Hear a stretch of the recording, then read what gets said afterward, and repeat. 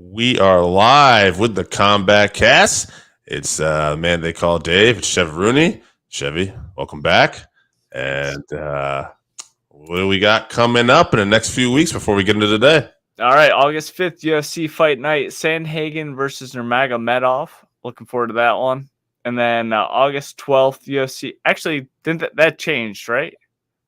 Magomedov had to pull out, right? Yes. So it's going to be Rob Font now, I believe, right? Right. Oh, Yep, it is. I'm infinitely more excited for that than Nurmagomedov, to be honest with you. So. Yep, I'm looking at it right now. Actually, yeah, so it's Sandhagen Font. Next All right, we'll talk about that next week, but that's an upgrade of a fight, if you ask me. And then August 12th, UFC Fight Night, Luque versus Dos Anjos. That's another great matchup, great matchmaking.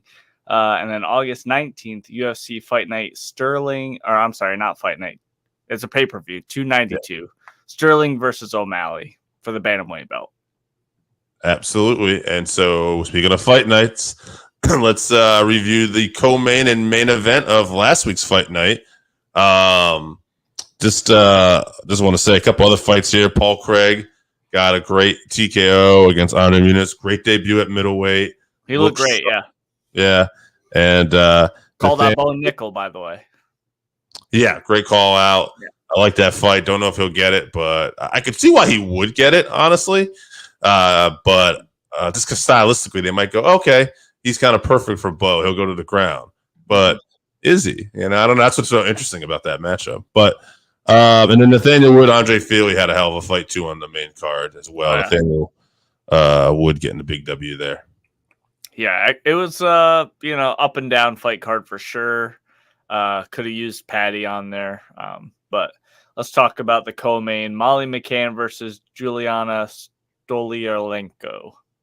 Stoliarenko got the W. I want to remember her name now. She, armbar, the modern Ronda Rousey here. She gets all her submission wins by armbar. I don't know if Julia is going to be any kind of star or anything after this. I don't see that necessarily happening. She's 2-5 in the UFC. Right. But I just think Molly talked about, going down a weight class after this. And that's probably going to be the best. She's getting outmatched. Try that, because this really just showed that, she's clearly got holes, which we already kind of knew anyway, but just put an exclamation mark on that ground game. So, that's what I took away. Yeah, Molly really showed her lack of BJJ, which is interesting. She's a teammate of Patty, trains with Patty. That's like his, best asset. You would think that she would have been able to round that out a little bit more, but she got into the one position that she desperately needed to avoid with Juliana. So not a great fight IQ.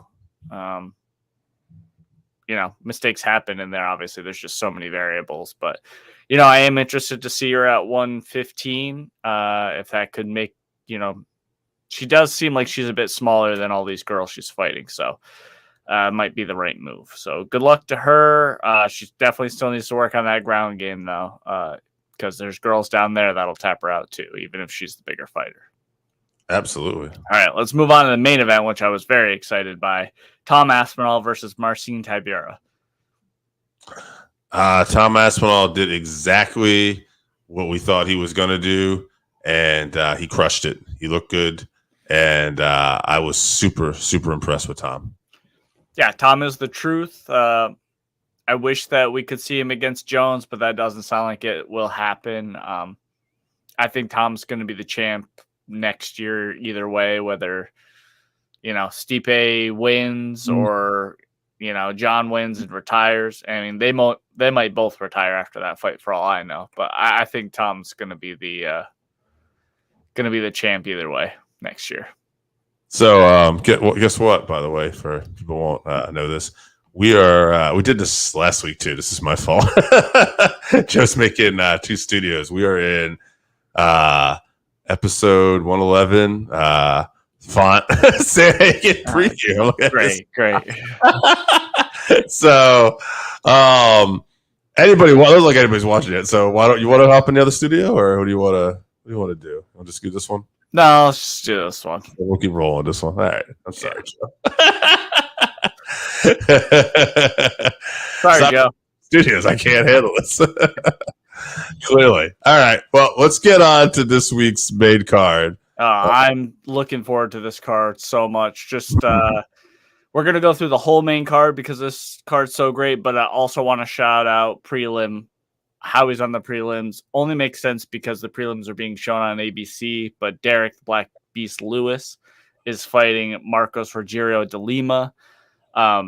I'm going to take Black Beast by KO because Marcos is someone that will actually play that game and walk forward.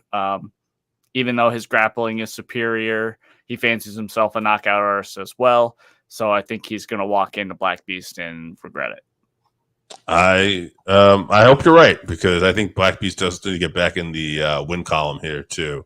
For sure. So he's a fan favorite. I like the guy. I don't want to see him, he said he had some weight cut issues too. I don't know if this is true because he's hilarious and he's hard to read sometimes, but he says he's gonna have a 6-pack come weigh-ins for this fight. So we are recording on Thursday, so we'll find out. But I don't think we'll see that, but I am excited for the fight.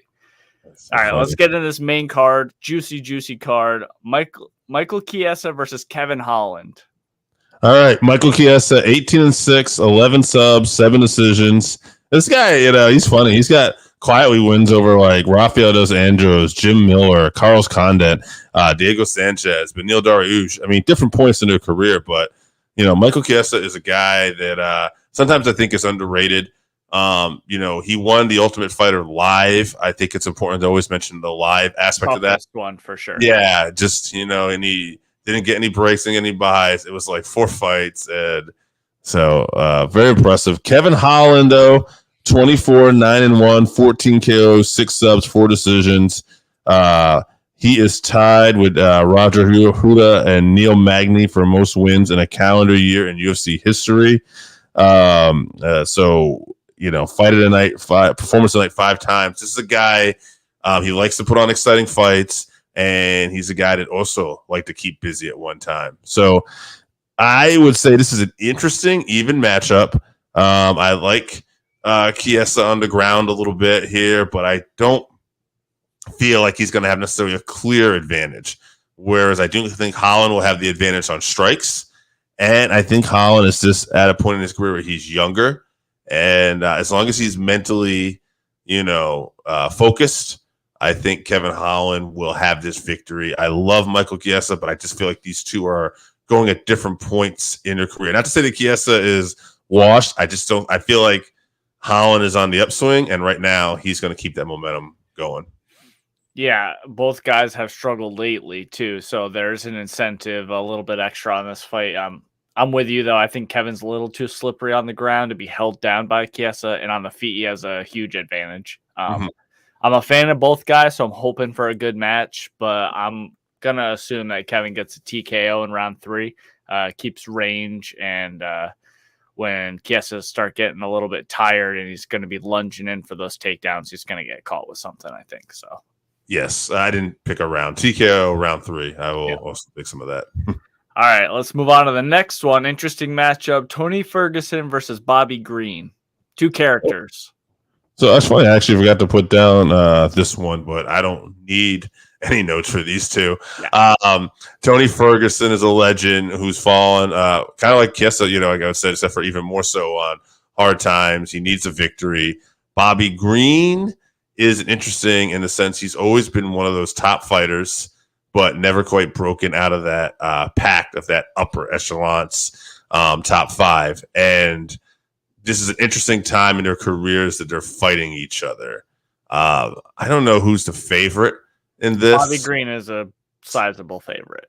Is he? Okay. Now, I mean, I get that because Tony is on like a 5-fight losing streak, I believe. So I would go with Bobby Green too, based on that. I'm going to say Bobby is a kill or be killed fighter too, so he'll probably get a TKO round 3. I'm going to go round 3 again. But man, Tony's jiu-jitsu game and everything, if these two are still pretty evenly matched, don't be surprised if Tony pulls out a submission. I wouldn't be shocked. But I'll go with Bobby Green, TKO round 3. Yeah, prime Tony would give Bobby all he can handle, but I'm not sure at this point that he can hang on the feet with Bobby. Both guys are super slick and creative. Should be very exciting fight while it lasts for sure. If Tony can take him down, he might get a sub, like you were saying, but I assume Bobby, beats him up. Tony's head movement isn't what it used to be, so I think Bobby gets the KO in round 3. All right. Move on to another excellent matchup, striking matchup for sure. Stephen Wonderboy Thompson versus Michel Pereira. Michel Pereira is 28-11 in 2 no contests, 10 knockouts, 7 subs, and 11 decisions. Stephen Thompson, 17-6-1, 8 KOs, 1 subs, 8 decisions. Stephen has the wins over more quality competition for sure. And he's definitely got a legendary karate background, and this is probably going to be a strikers matchup. Pereira will probably play into that. However, because of the way Pereira fights and because it will be striking, again, there is definitely a big chance here for Pereira to pull this off. But I will go Stephen Wonderboy Thompson, and I'm going to go round 2 TKO this time. Yeah, we're in a similar mindset here. Both guys are exciting strikers, but their styles are very different. I'm going to pick Wonderboy also because he's technical and Pereira is wild. So I think Wonderboy outpoints him and eventually clips him with one of those front leg head kicks. So I think he KOs him after that, knocks him down, and finishes him with ground and pound. Round 2 KO for Wonderboy. Okay, so we're pretty much in agreement so far. All right. So I wasn't as excited for this matchup when it first was discussed, but the closer we're getting to it, the more excited I'm getting for it. Jan Blachowicz versus Alex Pereira. Jan Blachowicz, 29-9-1, 9 KOs, 9 subs, 11 decisions. This guy's a former KSW light heavyweight champion out of Poland, which is a great promotion. That's why I mentioned it. And a former UFC light heavyweight champion. He's also beaten Israel Adesanya before, who tried to come up at light heavyweight and fight him. Blachowicz is just, I think he's a very tough matchup for Pereira. But Pereira, 7-2, not a lot of MMA fights still. We have to remember that. 6 KOs, 1 decision. But he's a kickboxing legend, and he's a former middleweight champion. He was able to knock out Stylebender, something that Jan wasn't able to do. So it's an interesting matchup. I think, again, we're looking at Pereira probably with a puncher's chance, but Blachowicz is just such a, he's got strong power on the feet, and he's clearly got an edge when it comes to the ground in terms of wrestling. Not to say that Pereira can't do any jiu-jitsu or anything like that, but I just don't think he has the years of experience. I got to favor Blachowicz, but since we've been agreeing on everything, and since I just feel like picking something a little different, I'm going to call a Pereira upset here, and I'm going to say he gets it done round 1 TKO, because even though I think Blachowicz could end this, I feel like there's going to be fireworks in round 1, and that's going to be Pereira's best chance to catch him. Yeah, I'm interested to see Alex at light heavyweight because he cut so much weight to get to middleweight that you don't really understand how diminished he really could have been by cutting all the way down to that. We could see an entirely different fighter. With that being said, this is a tough matchup. Jan already has the blueprint for fighting, a kickboxer coming up from middleweight, like you were saying. Mm-hmm. Alex and Izzy have very similar styles when it comes to MMA. So I think Alex is going to struggle with that grappling, like you were saying. Jan's too well-rounded, and he's very strong, even for light heavyweight. So I think he gets Alex down and finishes him via ground and pound in round 1. But he better watch out, because Alex, without that diminished, having that weight cut that diminishes him, he could be even more deadly with his striking. So, yeah, that's a very interesting matchup for sure. Yeah, we'll just get to see how strong Alex Pereira truly is at this weight class. Right. Yeah, if he can keep Jan off him, he can hurt him real bad and finish him. So, yeah. All right, let's talk about main event. The main event. It's for the BMF belt, which means absolutely nothing to me. If this had nothing to do with the BMF belt, it would still be the main event for me. Super excited. Dustin Poirier versus Justin Gaethje 2. Yeah, Poirier, 29-7-1, 14 KOs, 8 subs, 7 decisions. Gaethje's 24-4, 19 KOs, 1 sub, 4 decision. Between the two of them, their fight of the night bonuses, I'm just taking a look here. 15 fight of the night bonuses. Poirier's got a submission of the night, performance of the night. They both have 4. So, I mean, we're talking. That's how you get a BMF belt, you know? Yeah, 23 bonuses, but well, even more than that because Poirier's got some of those old school submission of the nights too. One time, so it's just they're two top guys who are guaranteed to put on exciting fights. They always put on exciting fights, both of them. I can't remember the last time I've ever seen either one of these guys in a boring, plodding fight. It is either a barn burner or we get a finish, ultimately. So, that being said, this can go either way. It really is a pick 'em. At the end of the day, I'm going to lean towards Poirier because I think he has slightly better submission skills. And I did not like Gaethje's submission defense when it got to the ground at times when we got to Habib. That is Habib. I understand that, though. But since I really don't have, other than their rematch, which I feel you could almost throw out because they're both completely different fighters, that's really the one thing where I can go, I think Poirier kind of slightly gets the head nod. So I think Poirier will get the tap. But when I say tap, I think Justin will probably pass out. And gonna tap. Nah, I think it'll probably be round 4. I'll even go so far as to say is a Darce choke. So yeah. Jesus, I don't know who's gonna win this. That first fight was so good. Gaethje was destroying Poirier's leg with those leg kicks. He could barely stand up, but that ultimately is how he got caught.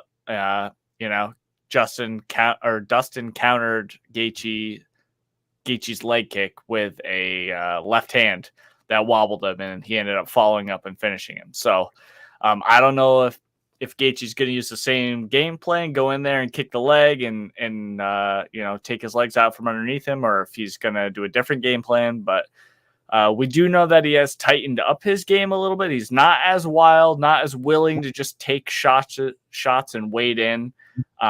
So that sounds like it would be a more technical fight.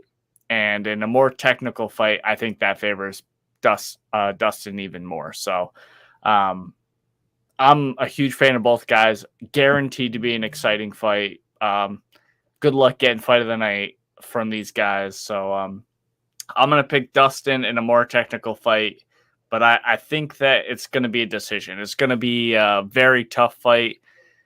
If Gaethje can try to mix in some takedown attempts just to get Dustin thinking about it this time, he could catch him on the break and hurt him. But I don't think that's going to happen. I think Justin's just going to, wade into war like he normally does. And I think we see Dustin come out on top. So I'm going to go with Dustin via decision. Okay. Great fight. I'm so excited for this card. Oh, my goodness. Yeah. And we're going to talk about it. Big boxing fight as well. Saturday night. Errol Spence Jr. versus Terrence Crawford. I've been watching some of the Showtime boxing access for this. It's very interesting. Errol Spence, especially, he's very cerebral when he talks, and he really says he's really going to talk about rearranging his man and breaking his spirit, but he says it in the most polite, kind of civilized way. So it's very fascinating. But anyway, their records here. Let me pull this up here. This is 2 welterweights. This is for the undisputed championship. Both guys undefeated. Spence Jr. is 28-0, 22 knockouts, 6 decisions. Crawford is 39-0, 30 knockouts, and 9 decisions. I was listening to a breakdown by, I believe it's Keith Thurman, who fought both of these guys. And he said he fought Spence at the right time, meaning that he wasn't quite in his prime yet. So he had a little more success. Despite not winning that fight, he had a little more success. And I'm going to take that because, again, 2 evenly matched strikers, 2 even match boxers, and everybody, it seems pretty evenly matched. It's hard to pick a winner. But based on that analogy, I'm going to say Spence Jr. is maybe a little bit ahead of where he used to be. And I'm going to lean towards him to get a decision in an exciting fight. Yeah. Just spoiled boxing for at this point with the Ryan Garcia and the Tank Davis thing kind of setting it off. But we finally are going to see 2 excellent top-level boxers fight each other in their prime, which we haven't seen in, a long, long time other than Tyson, who was willing to fight these guys. But I'm very excited for this fight. I think fundamentally they're both super evenly matched. I'm going to lean towards Terrence Crawford. I think he's just got a little bit of a speed advantage. But I expect a very close decision either way. I could see either guy winning. I'm just excited for the fight. Yeah, there's going to be fireworks, and this is a really great weekend for combat sports. But Chevy, tell people what we got in the next few weeks after this. All right, August 5th, UFC Fight Night, Sandhagen versus Font. Super excited for that. We'll talk about that next week. Then August 12th, UFC Fight Night, Vicente Luque versus RDA. Great welterweight matchup. And then August 19th, UFC 292, Aljamain Sterling versus Sean O'Malley. Should be some good ones. All right, guys, enjoy the fights this weekend. We'll see you ringside.